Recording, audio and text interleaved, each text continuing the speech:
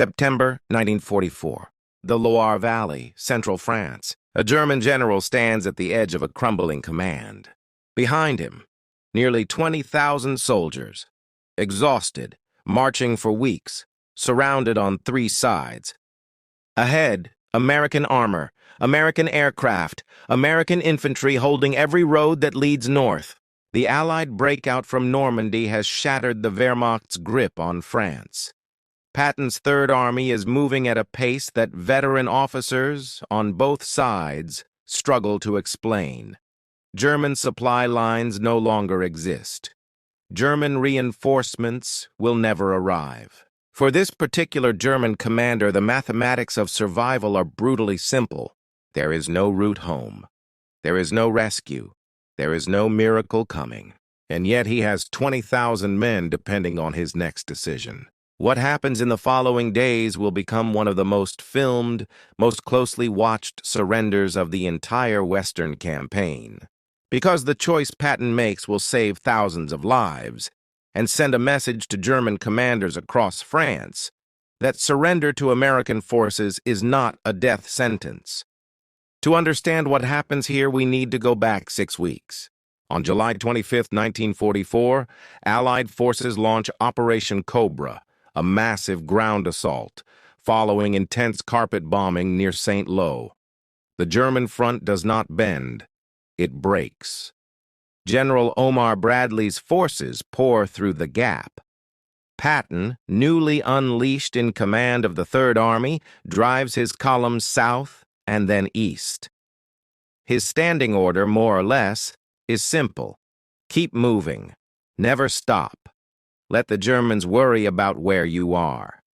Within weeks, Patton's armor covers ground that would have taken months in the First World War. Paris is liberated. The Seine is crossed. German Army Group B is fighting for its survival. But something else happens on August 15th that most accounts of this story overlook. Allied forces land on the southern coast of France near Marseille. Operation Dragoon opens a second front, pushing northward.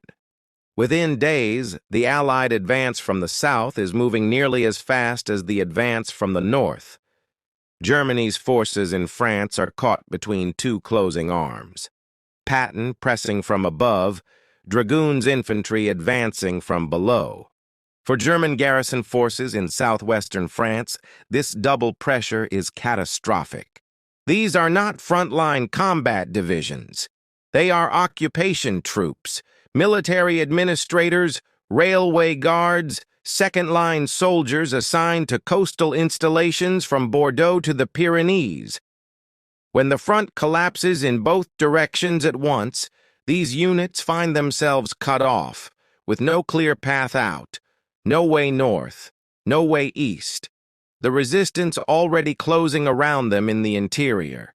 The French resistance, armed, organized, and operating with a fury built up over 4 years of occupation, begins hunting every German column that dares to move.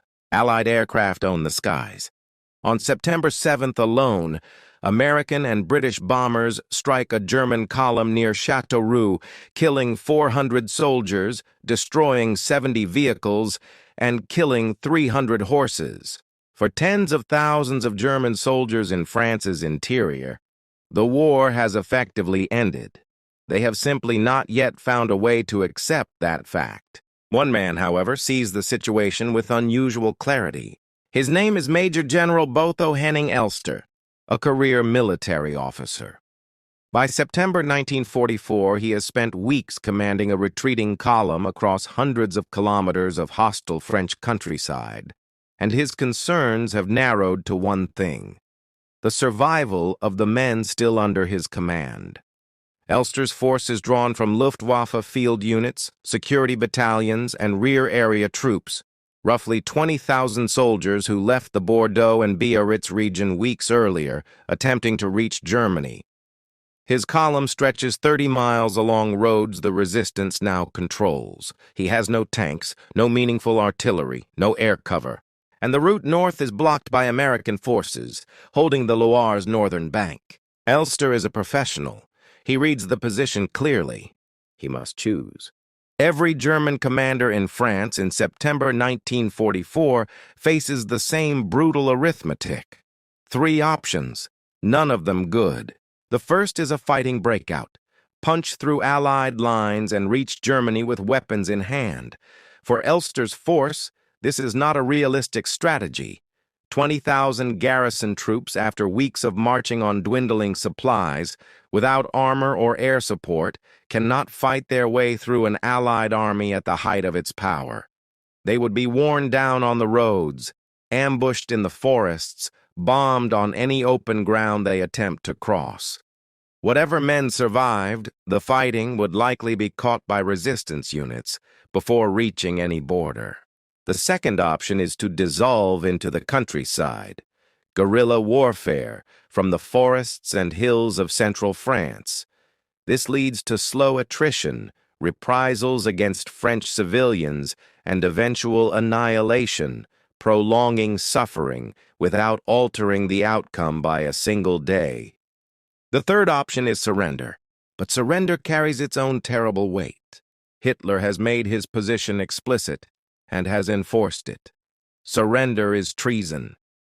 Commanders who lay down arms without authorization face court-martial, and worse, the regime has shown its willingness to punish not just the officer who surrenders, but his family. German officers understand this.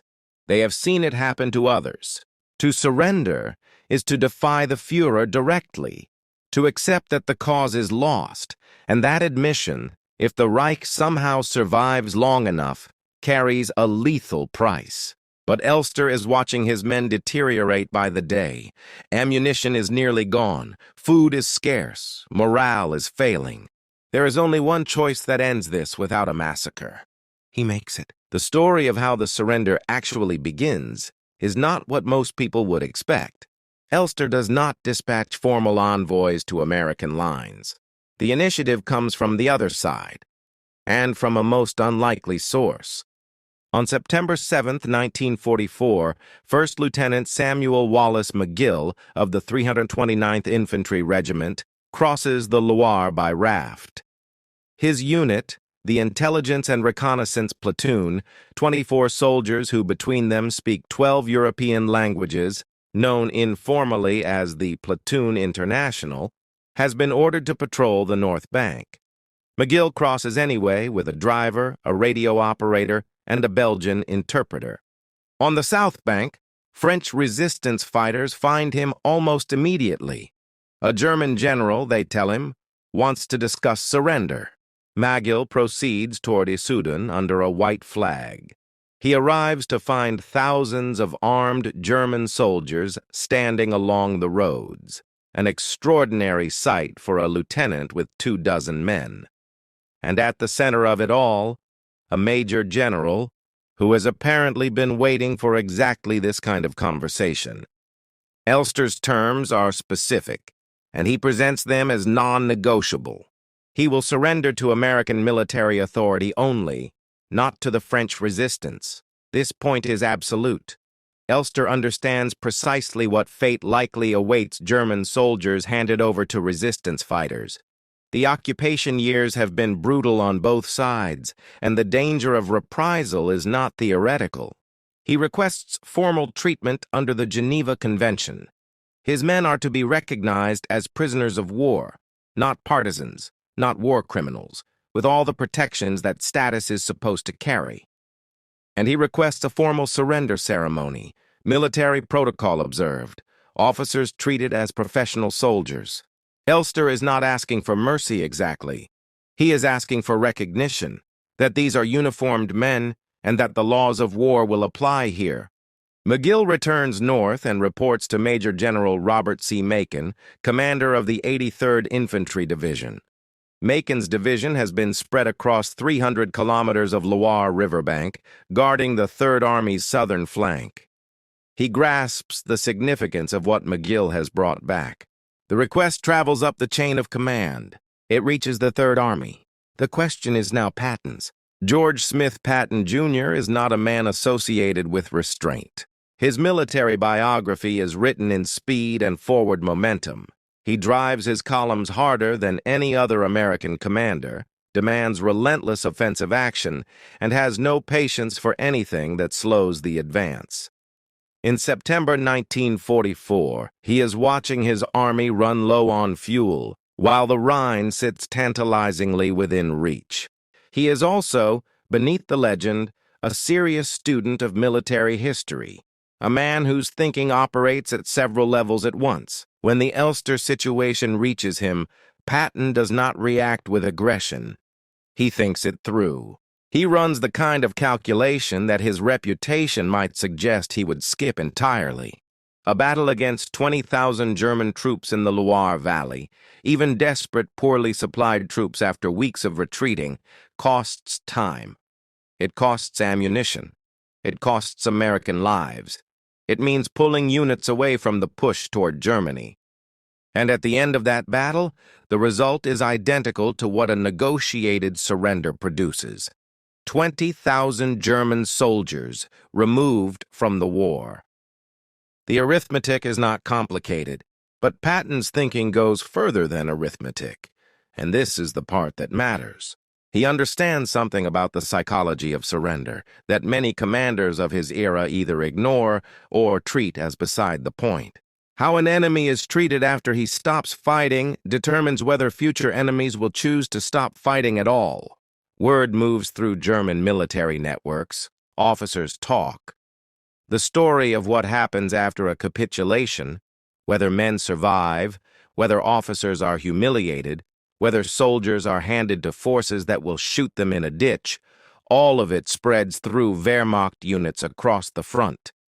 If that story is one of abuse and summary punishment, German commanders facing hopeless positions will fight to the last, because surrender offers nothing better than a battlefield death.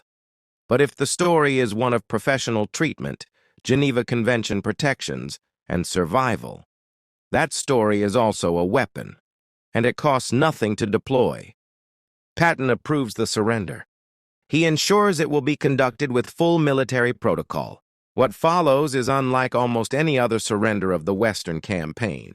Elster has negotiated one final, remarkable condition, because his men must march 120 kilometers northward through territory controlled by the French resistance, fighters who have battled these same soldiers for 4 years. He insists his force be allowed to keep their weapons during the march. Major General Macon agrees. The danger of reprisal attacks along the route is genuine. The Germans had committed atrocities during their march north, and memories in these villages are fresh. And so, 20,000 German soldiers march northward through France, armed in formation, singing their marching songs as they pass through towns where, only days before, some of them had murdered civilians. American and British liaison officers accompany the column. The scene has no real precedent in the history of the campaign. On September 17, 1944, on the bridge over the Loire River at Beaugency, the formal ceremony takes place. Newsreel cameras are rolling. Journalists from across the Allied press corps have gathered.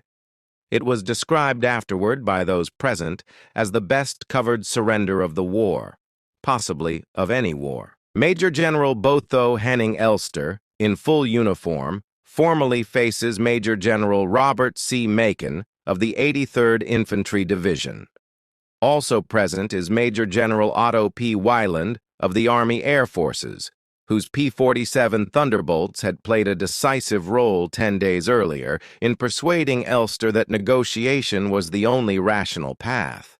The numbers recorded that day: 754 officers, 18,150 enlisted men.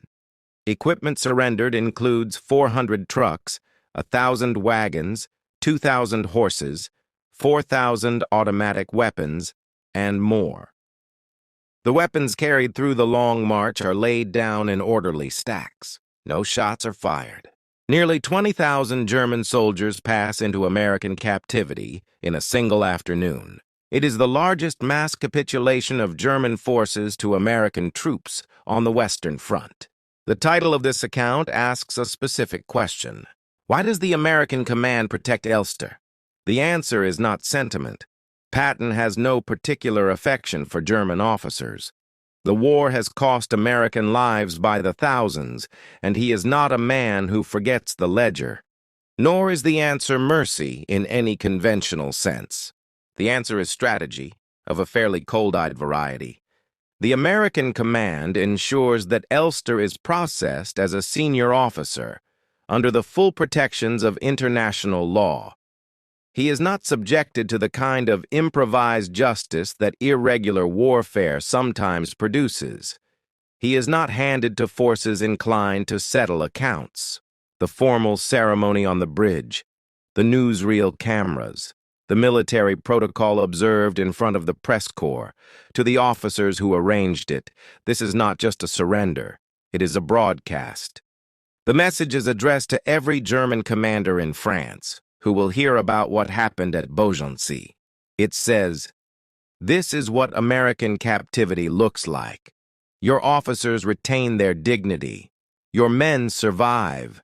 The conventions of warfare, the ones professional soldiers on both sides claim to honor, will be honored here." American reports from this period note that word of such surrenders moved through German military channels more quickly than official communications. Officers told other officers, prisoners spoke to other prisoners through the wire.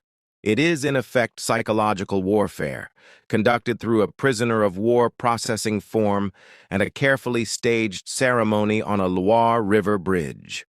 Patton and Macon understand that the fastest way to end a fight is sometimes to make the alternative to fighting genuinely survivable, not comfortable, not honorable in any triumphant sense, but survivable, which by September 1944 is all most German soldiers in Western France are hoping for. They are not being kind to Elster. They are being ruthlessly practical in the service of American victory. The effects of what happens at Beaugency do not end on the bridge. Word spreads through captured dispatches, through prisoners speaking to other prisoners, through the informal channels that persist between officers, even across front lines. The story of Elster's surrender and how it was handled enters the conversations that isolated German commanders are having with themselves as autumn 1944 deepens. American forces treat prisoners according to the rules. That fact, simple, verifiable, confirmed by the accounts of men who are now in captivity and still alive, changes the calculation, however slightly, for commanders facing their own versions of Elster's impossible position. It does not produce immediate surrenders everywhere. The Wehrmacht retains real discipline in many sectors. The ideology of National Socialism continues to press hard on its officer corps, and units in prepared defensive positions will go on fighting bitterly. The Siegfried Line battles that autumn will be some of the most brutal of the entire campaign. But at the margins, in those situations where a German officer is looking at hopeless arithmetic and asking whether any purpose is served by continuing, the precedent set at Beaugency matters. When resistance is clearly futile, the knowledge that surrender means survival rather than execution changes what an officer is willing to do. Whether specific subsequent capitulations can be traced directly to Beaugency is difficult to establish.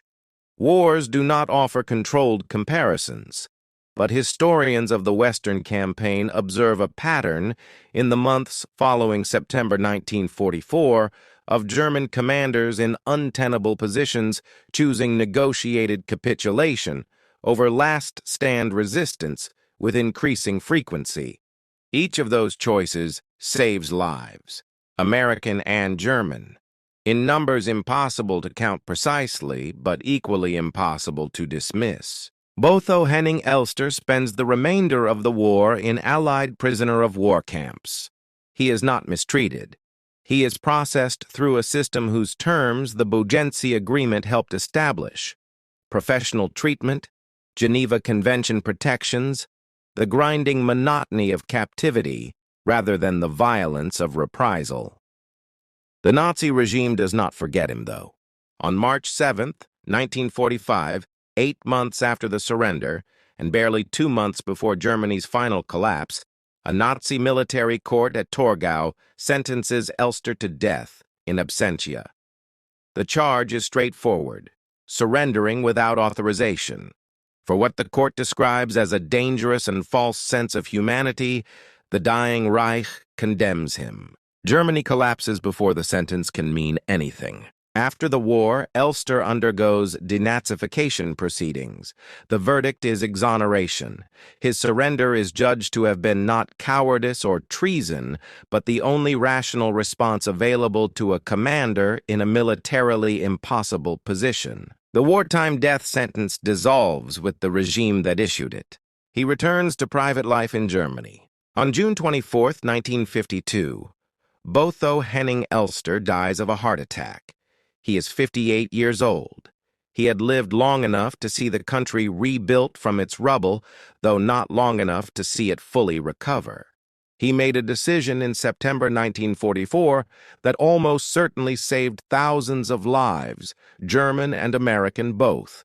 He paid for it with years of captivity and a post-war legal proceeding. His name does not appear in most histories of the Second World War.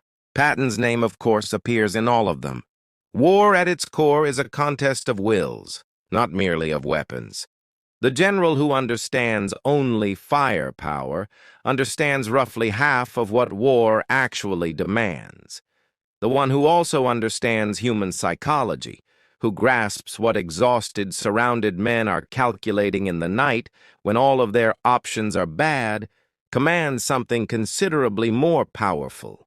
George Patton's reputation rests, and deserves to rest, on aggressive armored warfare, on the speed that paralyzed German operational thinking, on the drive across France that remains one of the remarkable feats of mechanized command in the history of modern warfare.